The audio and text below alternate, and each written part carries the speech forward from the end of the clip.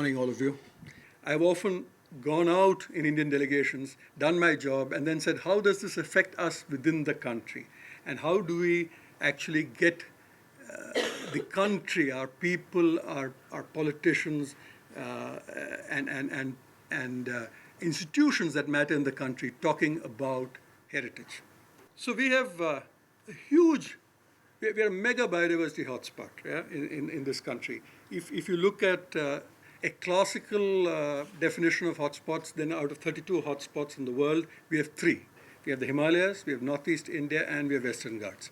All 3 are among the biodiversity hotspots of the world.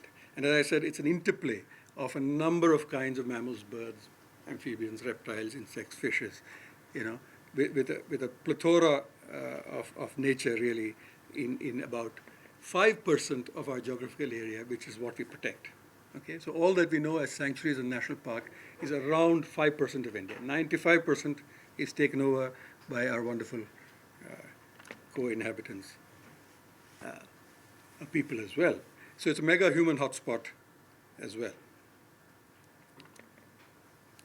Now, something that I very often put in all my talks, more outside the country than inside the country, because I continuously hear that, you know, the first protected area in the world, the first people who actually protected nature was Yellowstone National Park. I was there last month, actually, with my sons, and it was a wonderful park. It's a fabulous park. It's got wolves and bears and, you know, geysers and all sorts of things. And if any of you are in the US, please go and see it. But don't let anybody tell you it's the first national park in the world, okay?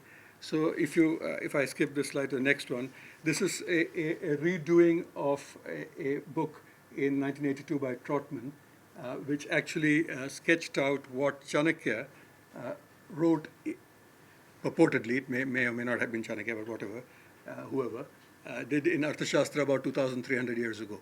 Okay? The author of Arthashastra tells the emperor that, "O king, for you to protect your country, you need elephants." Yeah? And then he says, but elephants do not procreate in forests, in places like you or I. He says elephants need some certain kinds of forests. Then he describes the forest in detail. Yeah? In today's botanical nomenclature, we would call it, you know, tropical, dry, deciduous forest, yeah? with so much rainfall, etc. It's almost to that detail he actually describes it. And then he says that these forests are found in your empire in such places, and actually sketches them out. Yeah? And he says, "O king, may these forests be called Gajavanas, or elephant forests." And then he prescribes a mode of protecting these forests.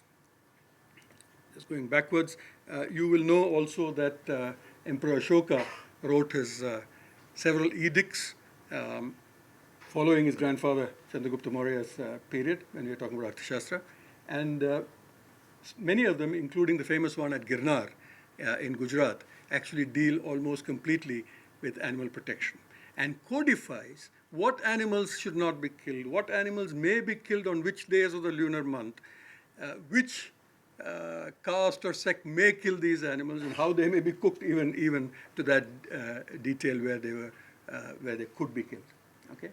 So a codification of animal welfare also, in a sense, started. So when people say that the 1822 Act of the UK is the first animal protection law of the world, and these are not things that I'm saying. I sit in lectures and hear people giving lectures on these, on the UK having the first animal welfare legislation, or on the US having the first national park.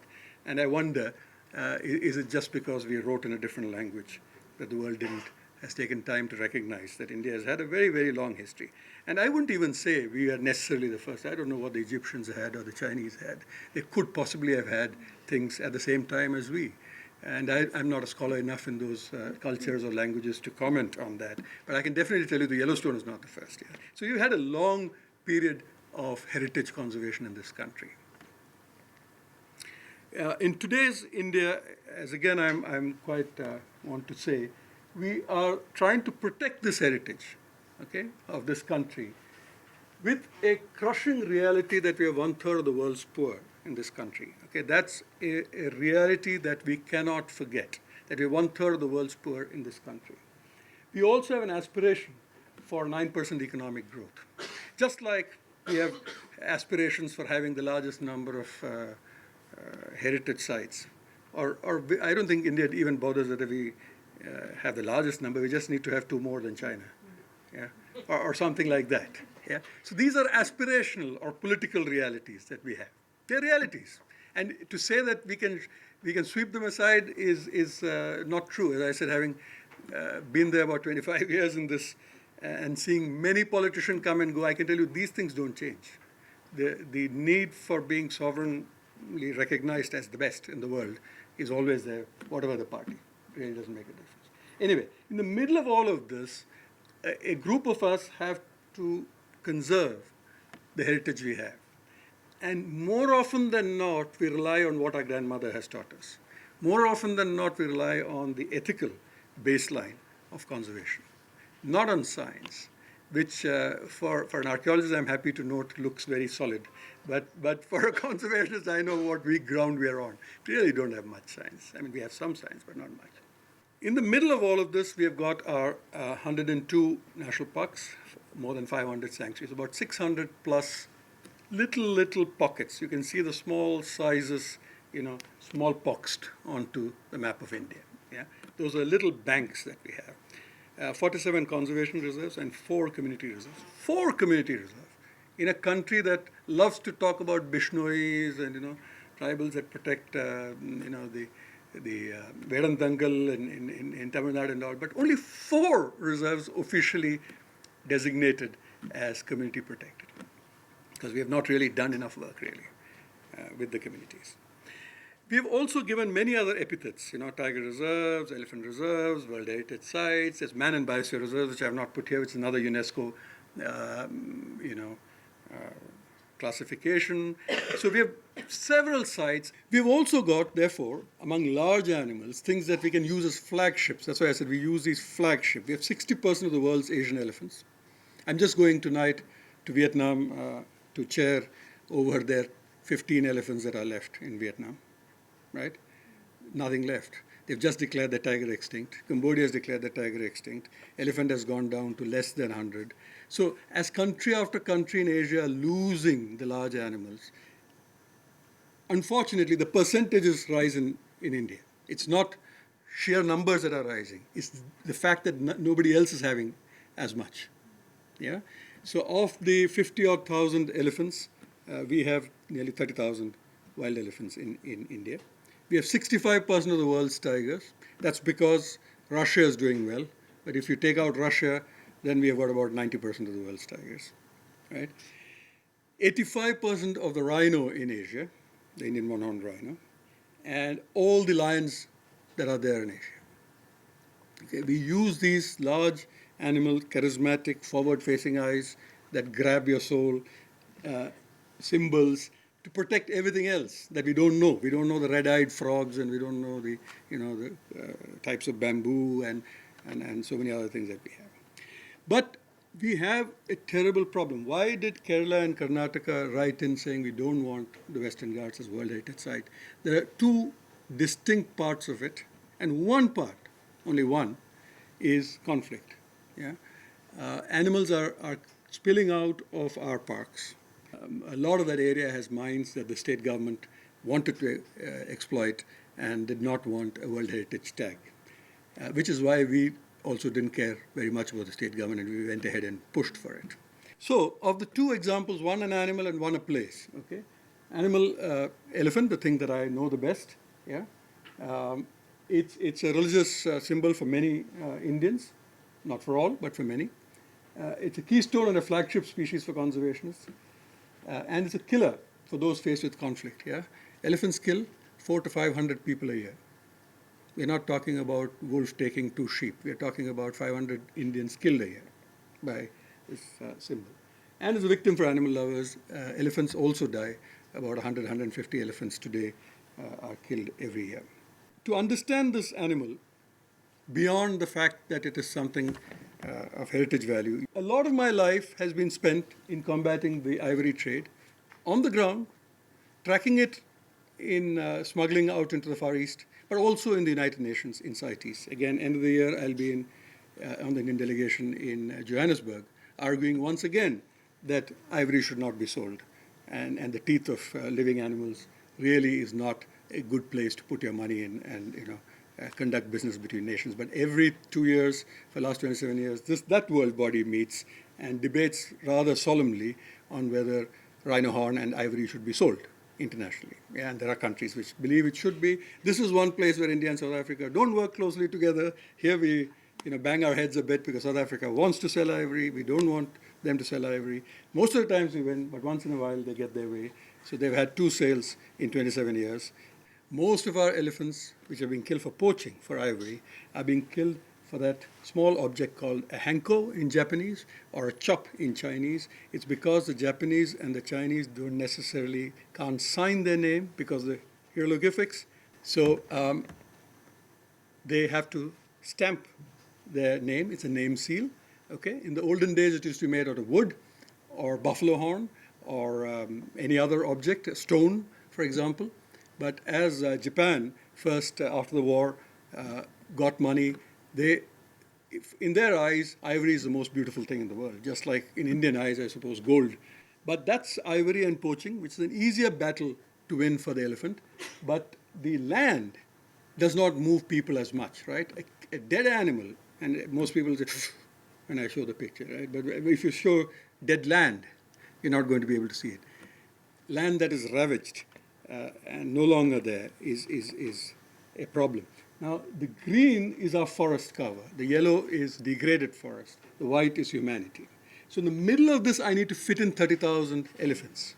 That's the problem, right? Without killing human beings, hopefully, and destroying their crops. You need to get 30,000 elephants to move. And elephants are big, unfortunately.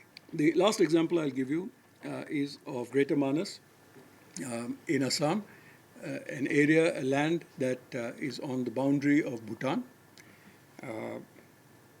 Beautiful land, but in the late 80s, early 90s, during the Bodoland uprising, the area lost most of its wildlife. The area lost most of the forest cover that was there. Now, Manas is a World Heritage Site. Manas is a national park. Manas is a tiger reserve. Manas is a Menon Biosphere Reserve. It has got every single epithet you can give it. It was the pride of Assam. But in 6 weeks or 8 weeks, literally, Manas turned into a bloodbath. 2 range officers posted there were hacked to death. All the guards ran away from there. I was in Manas during that time, and the animals, one by one, were killed. All the rhino horn which was in the store were stolen, and literally every semblance of park infrastructure was burned down. Quite correctly, the World Heritage Committee then met and put it as a site in danger. Okay, the red list of World Heritage, which Lynn did not refer to, but there is such a list of sites in danger. So once things became a little better in 2000, when there was a Bodo Accord signed, what we did was what I don't show here, of course, is that I found the right politicians, but I tried to figure out who are the people who will win that election, and took them out to parks. I took them out to Africa, actually. Showed them beautiful parks in Serengeti and Masai Mara, and they said, oh, we've got things just like it back home. I said, yeah, but you finished it, right? You had things just like this back home, but it's all gone. So what can we do to bring it back? So as part of our rescue center activities, we said, for the next 10 years, we won't put animals back in Kaziranga and here and there. We'll put it back into Manas. Wherever we rescue it, we'll put it back into Manas, in the state of Assam. Okay? So we did some very high-profile flagship reintroductions. Elephants being the first, of course. You start with Ganesha first. We put elephant calves back. In those days, as I said, people said, oh, elephants, once they come out, once they get human smell, they'll never go back. Yeah? So I had to put my entire credibility as an elephant person, the state government of Assam and union government, to say that under my wardenship with collars that they can be released. And that one politician, the Kampa, helped me then, and I must say, hats off to him. He's the only minister who put up his hand and said, okay, in my constituency, you can put back elephants. Yeah. and we put back elephants. And then, of course, we worked with the other set of people for livelihood, because you can't do anything. The UNESCO World Heritage Site itself bringing livelihood, again, does not work at all in cases of places like Manas, where civil insurgency has torn into that area. There is no tourism. You can go on putting UNESCO site, emblem. Nobody's going to come there. So you have to work with the people for doing small livelihood projects, whether it's weaving, whether it is chili production, whether it's agriculture, giving them different cook stoves. So we are the Wildlife Trust of India, but this is what we were doing for 10 years. We were doing weaving projects. We were doing cook stoves. And a lot of work for animals that we do is actually working with the people. You have to bring back people's confidence in forests, in natural regeneration. Only then will the thing come back. So as a result, the pride first came back locally. These are political rallies. This is not my rally. This is Kampa Borgari addressing his constituents, his villagers, right? Tens of thousands of people who come to hear him speak. And he actually tripled a World Heritage Site. Okay? 500 square kilometer was the size of Manas. And a political rally, this man said, I will give 3 World Heritage Sites to my borderland. Okay? So he added 934, nearly 1,000 square kilometers, nearly double of what was there politically to that. The sad part is this happened in 2010. And the sad part is only half of this has actually become part of the sanctuary, and that too this year. So it has taken 6 years for half of it to become. Bureaucratic wranglings of the Indian state, of the state which is party to World Heritage, stops the local aspiration in this case for World Heritage. Locally, the political party has said, take my land and make it. But the Indian state doesn't necessarily want to make it for several political reasons. When we got Manas off the red list, okay? So there, because the Indian state was not really bothered, and in fact the Boros were very unhappy that UNESCO, they don't know what UNESCO is. They said some French people have put us in some red list as if we are responsible for killing our animals. Of course they were, but they don't like being reminded of it. They hated the whole idea that they were being finger pointed at, that you are destroyers of nature. They said, we Bodos, we love our animals, we are forest people, and how can we be called destroyers of nature? So we actually took this as a perfect opportunity of showcasing pride. But that pride had to happen first by getting animals in, getting the land back in, getting the people back in, and getting the local political organizations to say, we want this heritage. And we are actually willing to give you more land to make us heritage. And once all that happened, in fact, it was that political declaration of land which actually moved UNESCO. We went back twice or thrice. It was a long battle. But I spent a lot of my time just advising the Indian delegation of how to word the things to get it through, to get it off. And I remember when that happened, we did get a standing ovation for 10 minutes because they said very difficult to get a site once out of the red list. And in fact, the number of people, including the Australians, were wanting us to come and teach them as to how to get some of their sites off red list. So what is the trick? The trick is to actually get pride within. So I'm ending this by saying, in an Indian context, we need to really think of the relevance of the World Heritage Convention in this country. I'm about to launch a nationwide World Heritage Site campaign with the UNESCO Secretariat here in many sites, if we can in all sites, if we have the money for it, which is another great challenge because when I say I'm about to launch with the UN, people think there's a lot of money. I have to bring the money. They have no money whatsoever left, right? So as she said, after the US pulled out, and I was in the room that day too, that infamous day when Palestine won the vote. India voted for Palestine, by the way. But Israel went out of the room, followed soon thereafter by the US. And there was a lot of emotion. There were UN delegates sobbing in one corner, and there were people cursing UNESCO on the other corner. But it was quite an interesting day. But anyway, coming back here, I'm saying India being an emerging economy, when I go in government delegations, I'm told that I cannot refer to my country as a developing nation.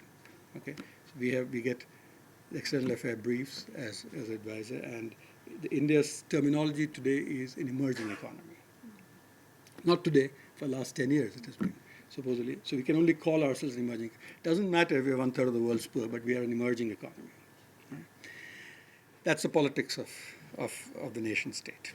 Now, the emerging economy, on one hand, does not believe in world aid, does not believe in UNESCO necessarily coming and saving our institutions for us. We need to be big enough. In fact, we should be big enough to save Angkor Wat, right? We send our people everywhere else. So why would we want anybody to come and help us save our things? We should be good enough to save our own thing. And when I say good enough, not just technically, but also in terms of money. Okay? The general government of India, if not stated policy, is that the UNESCO tag helps, but is not really critical for the government, yeah? And is not really critical for the site itself, that it will be saved by Indian government money. Really doesn't depend on foreign aid. The people, as I said, after the Western Ghats nomination bid especially, are furious. The forests of Kerala burnt for several months after that bid. Burnt, I mean, tens of thousands of hectares of forests were burnt by a people's revolution against Madhav Gadgil, against the Gadgil committee, which said this should be a World Heritage Site. And the people said, we don't want a World Heritage Site. Yeah, we want to mine, we want to fell, we want to fish. Okay, and then of course they were particularly angry that people said that because they were people, it can't be a World Heritage Site. Right? So all this in southern India, in Kerala and Karnataka and parts of Goa, became a huge political issue, which is only just quietened down. Yeah, it has taken more than a year or two.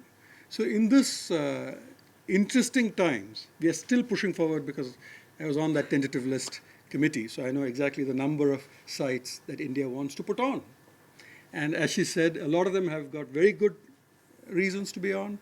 Many of them don't have very good reasons to be on. And several ones we struggled to even get off the list as technical people because we knew it had really no reason except that I'm not quoting a state for a state, but Bengal may want one because Jharkhand has two, or Jharkhand may want two because Chhattisgarh has three, or something like that. Got nothing to do with the quality of the site, but the local politics of inscription. Yeah, and that is what is playing out today in the country. In this scenario, we have to actually protect our heritage. So I'm going to stop by saying that actually we have to work this way, ground upwards. We must protect our heritage at the ground, get people wanting it like in the Manas case, and then we have to move Paris and St. Petersburg to get what we want. Yeah, it must get into the list really ground upwards. Then it will work. Otherwise, it will be much of what you heard, and I endorse. Thank you.